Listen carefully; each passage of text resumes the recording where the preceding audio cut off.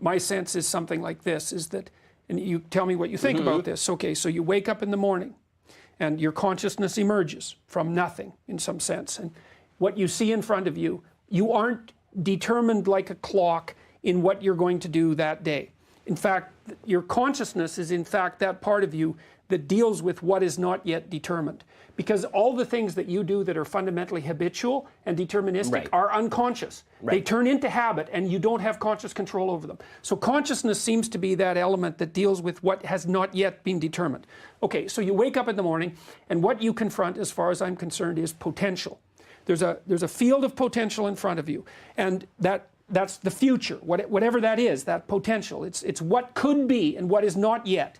And then as a consequence of the choices that you make, guided by your ethical aims, then you transform that potential into actuality. And you literally do that with your consciousness.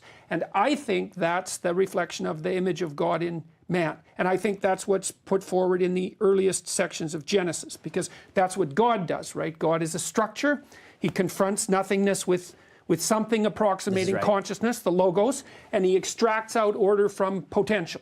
And then one of the things that's interesting about that, there's repetition of the idea in Genesis that if you confront potential with truth, so that's the logos, let's say, with truth, then the order that you produce is good. So which is a really interesting ethical claim, right? You take this potential, you interact with it morally.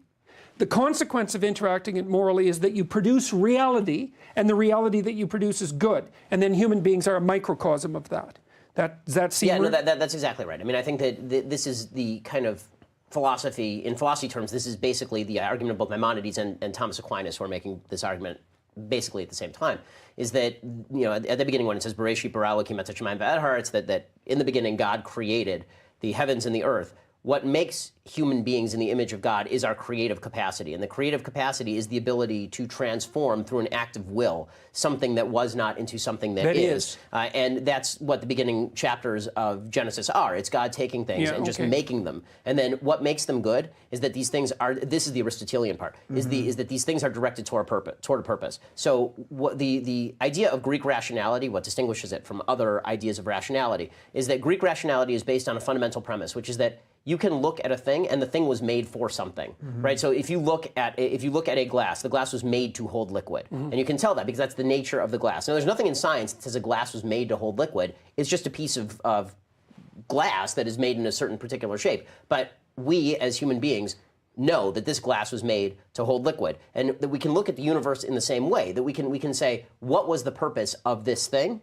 And that's why when God says that something is good, the use of the word good in Aristotelian thought is good is fit for the purpose. What makes you a good pilot, for example, is your capacity to land a plane. What makes this a good glass is its capacity to hold liquid. And what makes you a good person is your capacity to use rationality in pursuit of virtue and to transform the world around you in doing so. That's what makes you a good person. And so when it says at the beginning of Genesis that God has the tree of good and evil, and that you are the knowledge of good and evil, and it's a sin to eat from the knowledge of good and evil, my understanding of that is that what human beings did is, instead of trying to function according to figuring out what God's purpose for things was, trying to figure out what the universe was to be used for in accordance with reality, we decided to superimpose our own vision of what reality should be in a moral sense, and that there's a fundamental disconnect there, and it leads to suffering.